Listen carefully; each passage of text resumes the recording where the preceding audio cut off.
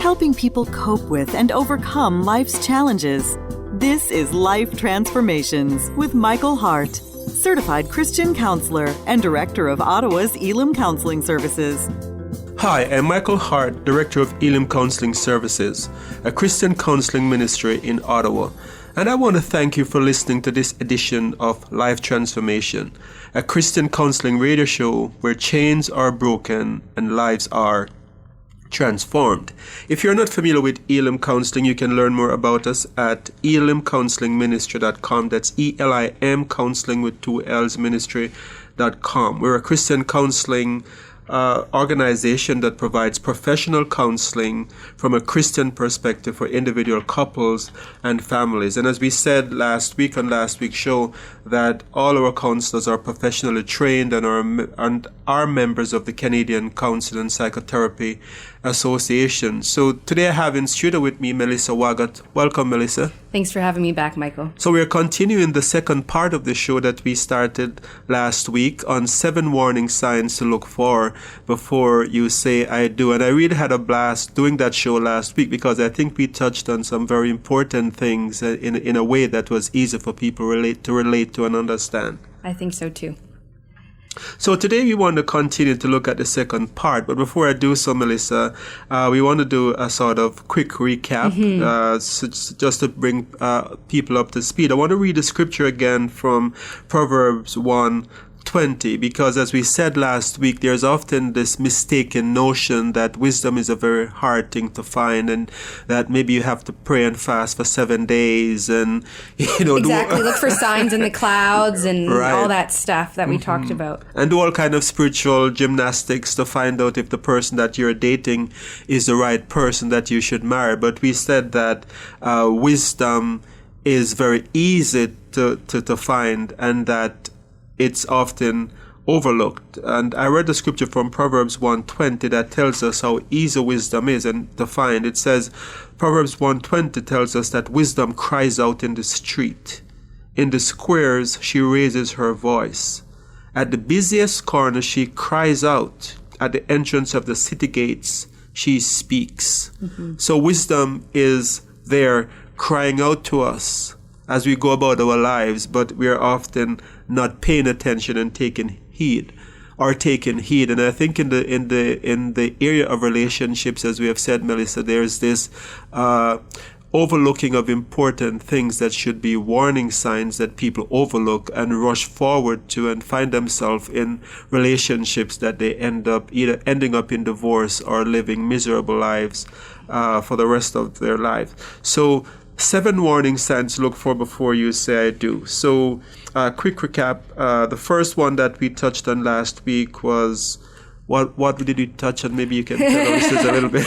We actually touched on denial. Denial, yes. And how that if your partner is doesn't take ownership of their own actions, or especially if they're coming out of a long-term relationship, and see no reason or no personal involvement in the ending of that relationship or issues that may have happened, and nothing was their fault, that can be sometimes a warning sign that our listeners should take heed of before going into a more serious relationship with an individual. Absolutely. And that's one of the good thing to have a co-host, right? When you have a memory lapse, you can just put it on the other person and say, okay, exactly. Tell the listeners can help each other out. Tell the listeners what is it that we talk about, right? So so thank you for reminding me. So it's denial. We talk about the first warning sign being denial, where there is no acknowledgement of any fault in past broken relationships. And we said that this may be a sign that there are other psychological factors like low self-esteem or lack of self-awareness or lack of ability to show empathy. And then we also said that the second warning sign was disrespect. Like a lot of times the mistake is made to think that he's nice to me and he treats me good, so it doesn't matter how he treats others. But that's a big mistake to make, because if someone is obnoxious and rude to others, it's just going to be a matter of time before they start behaving the same way to you. So identify that early, I think, is what we talked about. Right. And I think we said too that disrespectful statement about past partner can be a cue to you that this person is going to be disrespectful in the relationship with you. If someone is speaking disrespectfully of their past spouse or other persons that they were dating, you can be sure that it's just a matter of time before he will be using those same disrespectful words towards you. So today, starting into the rest of the 7 that we didn't get to last week, the next behavior warning sign that you've brought up is controlling behavior. Maybe the person doesn't want you to have friends or tries to isolate you from others. Can you explain what this is a little bit further? Maybe give some examples to the listeners? Right. So sometimes controlling behavior can be very subtle. Like the one that you mentioned is very overt and very easy to spot. Like the person just doesn't want you to have any friends, and you can't go out unless they're with you, and they don't want you to have a social life outside of there. Yes, that's a very blatant example of controlling behavior. But there are other subtle form of controlling behavior whereby if you were to disagree with anything that the person says, then the person goes into a kind of sulk, or the person doesn't call you for a few days. You can be sure that this is controlling as well, because what will end up happening is that after a while you're going to learn that you're going to be conditioned not to disagree, because every time that you disagree, something bad happens. So the person doesn't come out and say, don't you dare disagree with me, right? Because that would be obvious control, but they're controlling you through how they act to you. Another example would be, and maybe not as subtle as that, but you could have a situation where the person doesn't want you to have a different point of view than what they have. So you may have an argument over, we have just had the election, so maybe let us say it's politics, for example, and this person believes that one party is the will of God. This is a party that all Christians should vote for, and you just happen to say in the presence of friends that no, you have a different point of view, and the person becomes upset at you, or they become mad at you, and it could be overt where they're actually voicing their disrespect and their displeasure that you would dare to disagree. This is a form of control as well. So you will eventually find yourself in a situation, if you go into a relationship with someone who is that controlling, that they make you into this person where your likes and dislikes have to be theirs, and your will has to be their will, and you're being conditioned to go along with everything that they say. So in a healthy relationship, I'll just give you some example here of healthy versus unhealthy. In a healthy relationship, you will feel as if you each feel like you can be yourself. In a relationship that's unhealthy, where there's control, you feel like you have to be whom your spouse wants you to be. And this is an example. If this is happening, then you can be sure that there are control that's taking place there. It could be very subtle, or it could be very overt. And another example of healthy relationship is you both have, in a healthy relationship, there will be this feeling that your needs are both equal and are both important. What you want is just as important as what that other person wants, and your needs to be attended to and to be cared for and to be loved is just as important. But if you're in an unhealthy relationship, what you'll find happening is that there will be this tendency to feel that person need has to be met first. Their need takes priority over yours. So if this is happening, that is a form of control, and you're being set up to enter into a very dysfunctional type of relationship where you're going to always be catering to the needs of that other person. So you have overt controlling behaviors I've said before, such as don't have friends, but then you also have the subtle kind of manipulation and ways of getting a person to lose their sense of self-autonomy and become exactly what the other person wants. So what could be behind this need to control in our partners? A lot of times we find that in people with extreme controlling behavior, they either have borderline personality disorder, or they may be narcissists. They may be narcissists. So people with borderline personality disorder, they need to regulate their emotions and keep you at a proper distance at all time, right? You can't be too far away from them. So when you have a different opinion, they become anxious because it's a threat. They feel as if they're going to be abandoned. When you have friends, it's a feeling that, yes, I'm going to be abandoned. So there is this anxiety that happens around people with borderline personality disorder, where they cannot tolerate those things because of the fear of abandonment, for example. And with the narcissist, it's kind of the opposite, where the narcissist needs to have this constant stroking of their egos to feel that they're superior and that they're flawless. So any kind of disagreement is threatening. Having friends is threatening, because it means that you're spending time away from them. And because they're so important and because they're so special, you should want you should be begging to spend more time with them. Yeah, you should be begging to spend all your spare time with them.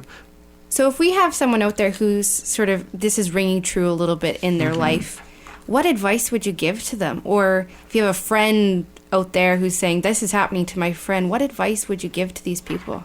Well, I think if you're finding yourself in this kind of relationship where you find as if you're being controlled, and you're suspecting that something is just wrong with how you're being treated, I think the first thing that you can do is to establish proper boundaries by saying what is okay and what is not. Speaking up, to saying it's okay for me to have friends. There's nothing wrong with me going out to be with my parents. So there are some people who are so controlling that they cut off their spouse or their partner from even their own parents, from seeing their parents. So speaking up, establishing proper boundaries to say, no, this is an area of my life that's important to me. It's important for me to have friends, but we also be caring with that. So it doesn't mean that I don't it doesn't mean that I don't love you, right? It doesn't mean that I don't care about you. It's just that this area of my life is also important, and I need to have friends. I need to spend time with my parents. And so you can have that kind of dialogue.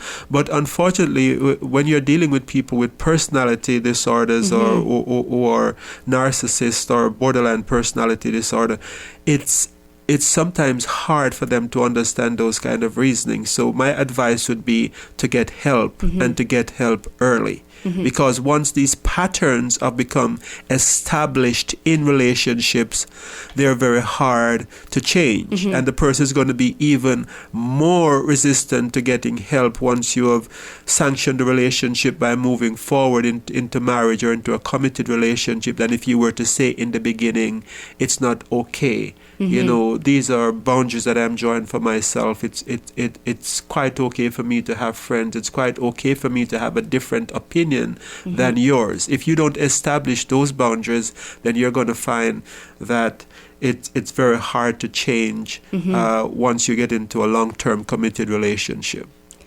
Another warning sign that you brought up is something called emotional blackmail. I had never heard of this before speaking to you.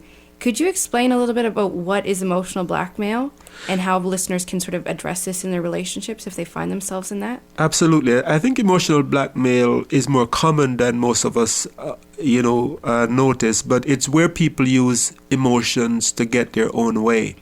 And it can be a very subtle form of blackmail, as I've mentioned before, people who, if you don't end up doing what they want you to do, they will sulk, or they will pull away, or they will not call you, they will not answer your texts. Yes. And then you start going, wonder what I did wrong, what did I do wrong? And then eventually you start making the connection, okay, so we had a little disagreement over which party I should vote for, and the person has now withdrawn. So after a while, that kind of blackmail emotional blackmail gets you to start doing the person's will. But you can have emotional blackmail taking other more overt forms as well, where there will be an argument and one person will get into a fit of rage and they will scream and they will shout and they will yell and they will get into this frenzy of emotion and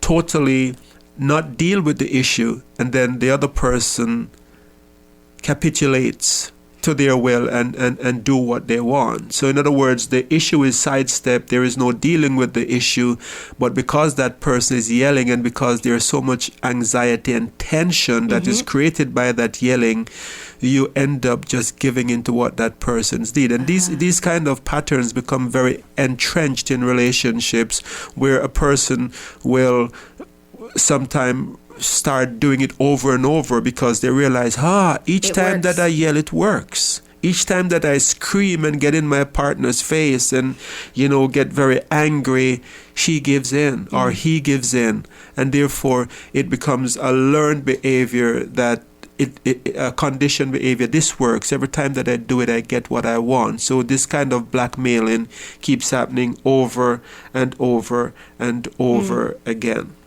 Another extreme that I've heard that can come up in some of those fights and is when someone maybe threatens something like suicide. Like you're about to leave a relationship or something's going on and someone says, if you do that, I'll kill myself, or something of that nature. What do you do if your partner says that to you? That's a very tough one, Melissa, and I think that's one of the most extreme form of emotional blackmail. Yeah. Right? Can you imagine you're dating this person and you are seeing signs that this person is not the right person for you and you're trying to pull away and the person threatens that, I'm going to kill myself. Yeah. You are probably feeling guilt, you're probably feeling responsibility for this person's well-being, and the tendency is to stay in that relationship. Before I answer your question, let me welcome listeners who are just joining in. You're listening to the Life Transformation radio broadcast. I'm your host, Michael Hart, and with me in studio today is Melissa Wagot, and we are discussing 7 warning signs to look for before you say I do. So Melissa just asked a question about what to do if you're dating someone and you're realizing that this person is not the right person, you're trying to pull away, but this person is threatening self-harm.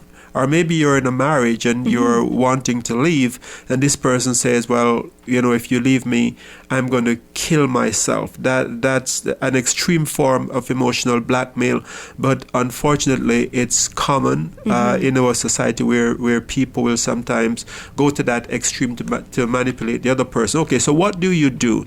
So in their 1997 book that's called Choosing to Live, Thomas Ellis and Corey Newman suggests a number of things, and I'm going to just highlight some of those things that can be helpful to listeners. The first thing that Ellis and Newman talks about in their book is that you don't argue that they are not serious, that their talk about attempt suicide is not serious. So if someone says, I'm going to kill myself if you leave me, don't start an argument about, no, you won't. You're just saying that because you want me to stay.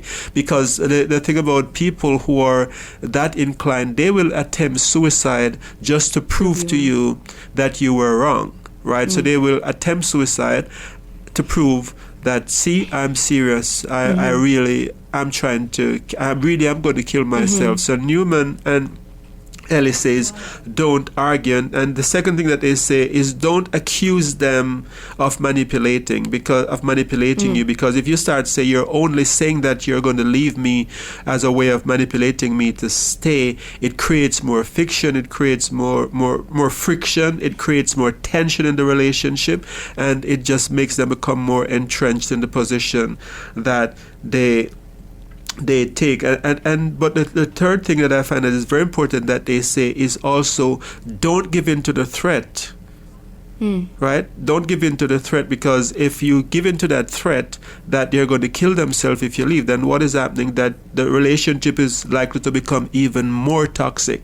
because you're going to stay in the relationship, but you're going to be angry and you're going to be withdrawn and you're going to be so frustrated and wanting to leave, but you're not in a relationship where you're able to be yourself and to be loved, because each time that you speak up about something that that person is doing wrong, or you speak up about the fact that you want to leave, the person is threatening to harm themselves. So Ellis and Newman says don't give in to that because it doesn't fix anything. So they talk about what you should do as a means of dealing with that kind of a situation. And it's very important to hear these points because I think they're very practical and they make a lot of sense. So the first thing to do is to reassure the person that walking away from the relationship doesn't mean you don't care about them. Okay. So it's important to let the person know that you still care for them very much.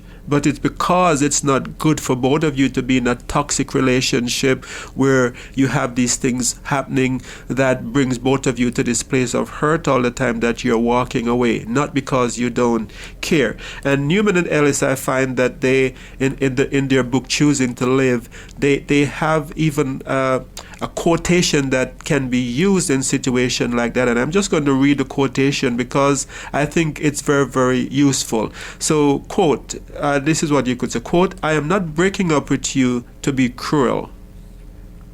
I am very, very sorry that this hurts you. I want what's best for you in the future, but I just can't be part of it. And even if I were to stay with you, that wouldn't solve our problems. For one thing, your life's worth should be based on much more than just being in a relationship with me. Secondly, I know that you know deep inside that our relationship shouldn't be based on me staying because I am afraid of you dying, and you staying because you think you can't live without me. That's not healthy. I care about you, and because I care about you, I want you to live, and I want you to find your own happiness and your own life's worth without me." I think that's very profound and very, very well put. I think, though, it would still be so hard to say, but I think that gives a great starting point for someone who may be experiencing this type of behavior in this relationship, and encouragement that they can get out of it and still support the person who they may be breaking up with. Right. And I think it touched on a number of key points as well. It touched on the key point that there should be more in the person's life, more to the person's life than just staying alive because of you. That's the most unhealthy situation that you could be in, where your staying alive is just based on one person. So I think pointing this out is very, very important. But I think it's also very important for us to realize that saying this at the right time is also very crucial. I don't think saying this in the midst of a suicidal threat would be helpful, right? When the person is already in a state of, I want to kill myself. I don't think having this talk at that time is going to be helpful. What I'm suggesting is that if you're going to have this kind of talk with someone you're trying to break away from because you find that they're blackmailing you emotionally and they're making it difficult for you, that you wait until there is calm. You wait until there is a quiet, you're having, a good peaceful time, and you say, there is something I want to talk to you about. And I think it's very, very important that we discuss this issue, and I want you to know that this is coming from somewhere deep in my heart where I really care about you, and then you talk about it. The person is most likely to listen than if you were to say this, present this kind of an argument to them when they're already in an emotional state, because they wouldn't be hearing the words; they would just be hearing the fact that you're leaving. You're going. Do you have a further biblical example of emotional blackmail that you can share with our listeners? I think an example of emotional blackmail could be the story of Samson and Delilah. If you look at that story and you see the dynamic that was existing between Samson and Delilah, where Delilah was trying to get Samson to divulge secrets to her, and he was not divulging secret. And then she went into this spiel about, if you really cared about me, if how can you say that you love me and withhold things from me? In other words, she's letting him feel guilty to have her own way. So she made this statement about you're making a fool of me, to the effect that you don't really love me. The essence of that is you don't really love me, or else if you love me, you would tell me your secret. And ironically, she wanted that secret so she could betray him. Yes. Right? Yes. So that's an example. She actually blackmailed him emotionally by putting guilt on him, the emotion of guilt. And this led to Samson giving in to her and telling her his secret, which in turn led to his demise. And she used it against him. So I think the really big thing I got out of this emotional blackmail piece and the controlling behavior is sometimes things are very overt. And Yes. they're easy to see, and your best friend will be saying, do you not see what's happening? Get out, get out. But sometimes they're a bit more subtle. Absolutely. And that's where, when you're praying for wisdom and asking God's guidance, I think we as people can open our eyes and look for those more subtle things and use some of the tips you've given to find them, and then once you find them, how to deal with them. Absolutely. I think that is so crucially important. And I think our time for today has gone much more quickly than we had anticipated. We're actually out of time for today's show. But I want to thank you very much for joining me today and doing this, Melissa, and I look forward to continuing this series on the 7 warning signs to look for before you say I do. So far we have covered, I think, 3 signs: denial, 4 signs: denial, disrespect, controlling behavior, and emotional blackmail. So in next week's show, stay tuned, because we're going to be covering the other three signs to look for before you say I do. Thank you for listening to the Life Transformation radio broadcast. I am your host, Michael Hart, saying that we have come to the end of this broadcast, but we will be on the air again next Monday at 9:30 a.m. and we'll have a continuation for the other 3 parts in this series on 7 things to look for before, 7 warning signs to look for before you say I do. Thank you very much for listening to this edition of the Life Transformation and Elim Counselling Service radio show.